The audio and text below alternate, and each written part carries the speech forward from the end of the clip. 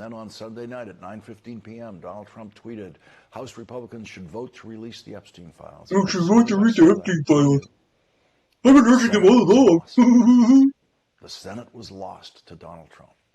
If Donald Trump thought Republicans in the Senate would hold the line for him, he would have never told House Republicans to vote for the bill. That tweet by Donald Trump on Sunday night meant that the Republican Senate Majority Leader John Thune had communicated either directly or indirectly to Donald Trump that he was going to lose in the United States Senate. The parliamentary rules of the Senate give the Majority Leader almost unlimited power to block anything from moving through the United States Senate. We see that happen all the time. And the only thing that can overwhelm the Majority Leader's power in the Senate is an overwhelming number of senators in his own party. John Thune has been silent about the Epstein Files bill this week until today. But his public silence just proved how much John Thune must have communicated privately to Donald Trump about just how badly he was going to lose in the United States Senate.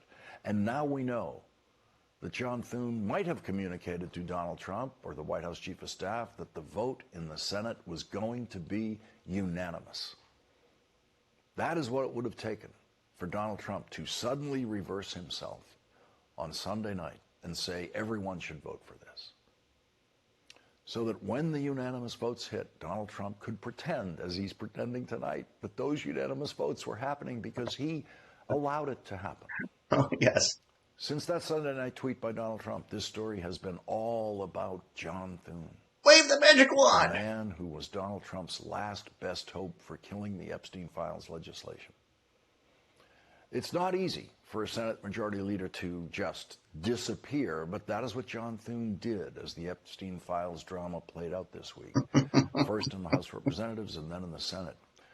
When the weakest speaker of the House in history, Mike Johnson, announced that he was suddenly switching his position right before the vote. Fascist. And had decided to vote for the bill. Mike Propagandist. Johnson said that he had a phone conversation with Senate Republican leader John Thune, and John Thune promised Mike Johnson personally that John Thune and the Republicans in the Senate would add amendments to that bill and fix that bill the way Mike Johnson wanted it to be fixed. The Senate would change the bill in a way that was acceptable to Mike Johnson.